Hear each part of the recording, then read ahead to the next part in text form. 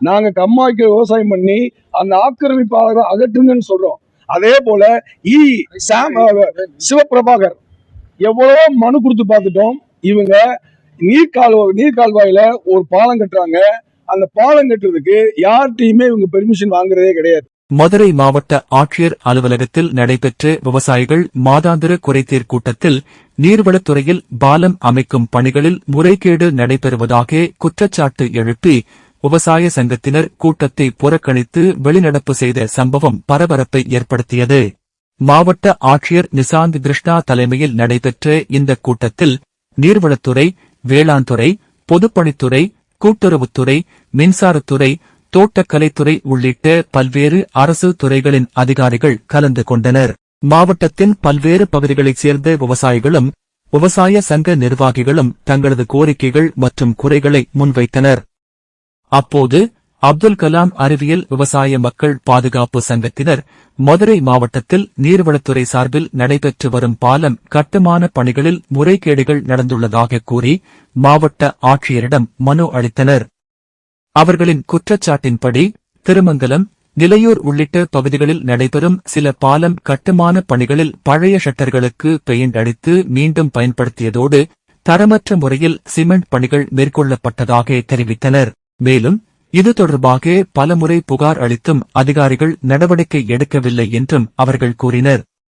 இதனைத் தொடர்ந்து நீர்வளத்துறையில் ஊழல் நடைபெறுவதாக கூறி ஊழல் என்று முழக்கமிட்டபடி விவசாய சங்கத்தினர் கூட்டத்தை புறக்கணித்து வெளிநடப்பு செய்தனர். இதனால் கூட்ட அரங்கில் சிறிது நேரம் பரபரப்பு ஏற்பட்டது.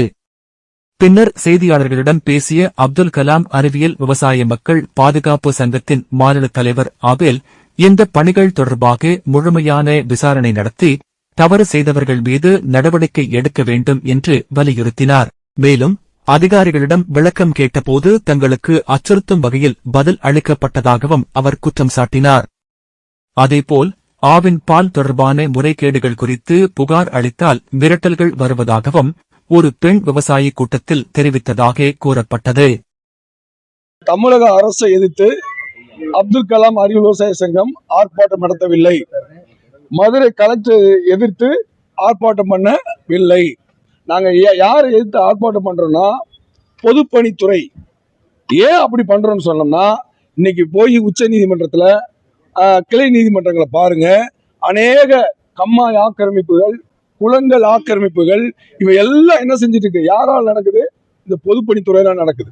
நாங்க பல வழக்குகள் போட்டுட்டோம். ஆனா பொதுப்பணித்துறை, நாங்க போய் அவருடைய சாம் இர்வின் அவர்கிட்ட போய் நான் பேசினேன்.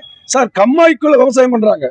நாங்க திரும்ப உங்களுக்கு ஒரு போக பாசனம் கம்மாய்க்கு விவசாயம் பண்றாங்க சார், அதை கண்டிக்க சார்னு சொன்னேன். நான் வேணா ஒரு துப்பாக்கி எடுத்துட்டு சுடவா அப்படின்னு கேட்கிறாரு. யாரு? சாம் பிரபாகர் கேட்கிறாரு.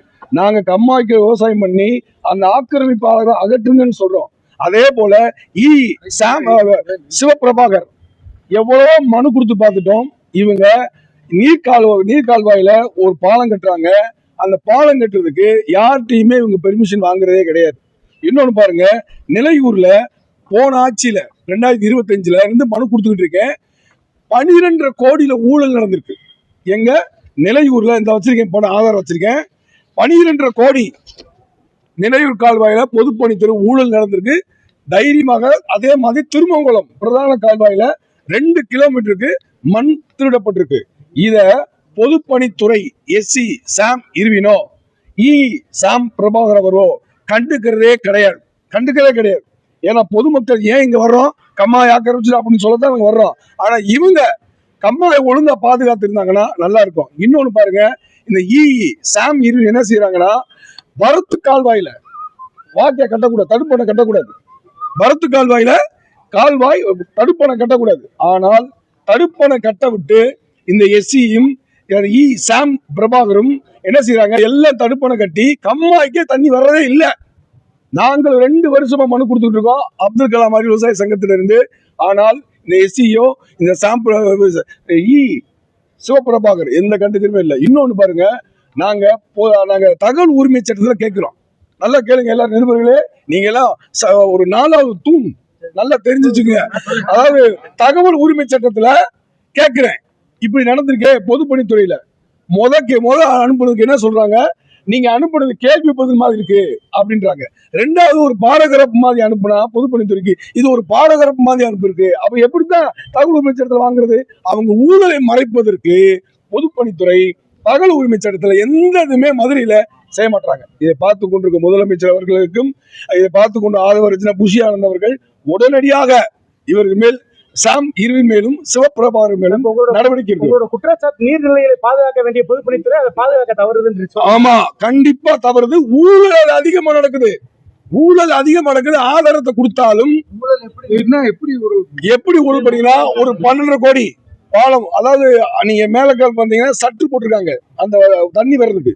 அந்த சட்டெல்லாம் பழைய சட்டை பெயிண்ட் அடிச்சுட்டு புது செட்டுன்னு கணக்கு அமைச்சிருக்காங்க. நாங்க ஆதாரம் வச்சிருக்கோம். கோர்ட்லயும் போட போற வழக்கு. எல்லா சட்டு ரோடு போடாம ரோடு போட்டேன்னு கணக்கு எழுதுறாங்க. நீங்க அங்க வந்து பாருங்க, அந்த நெளிவு காலை வந்து உள்ள வந்து பாருங்க, சும்மா சிமெண்ட் பால் ஊற்றி பூசிருப்பாங்க.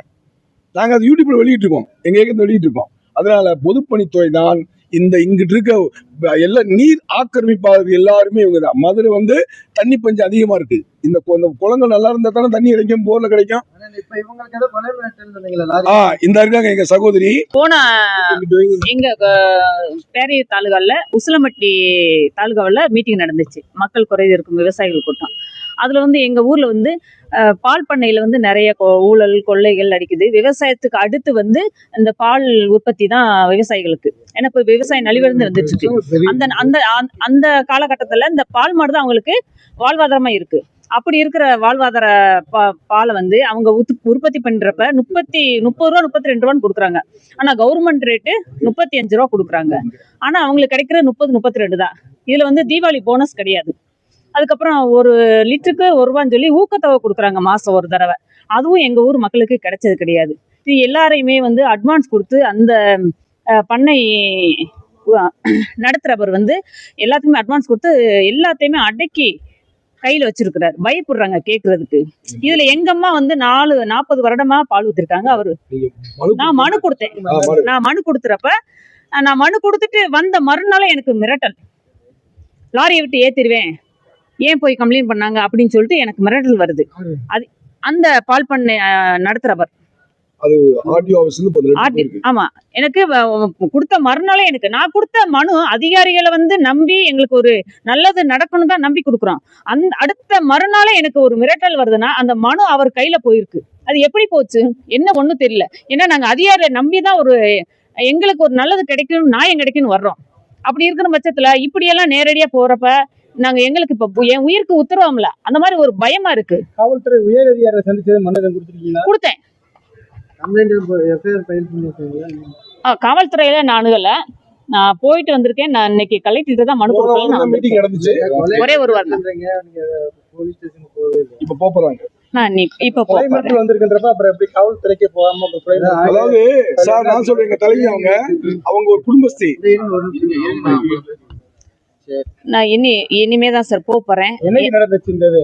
இப்ப போன வாரம் சார். போன வாரம் நடந்தது. இன்னைக்கு வரைக்கும் புகார் கொடுக்காம இருக்கீங்க சார். நான் கொடுக்கல தான் இருந்தேன். எனக்கு சில குடும்ப சுச்சுவேஷன் சரியா, ஏன்னா அதை நான் பார்க்க வேண்டியது இருக்கு.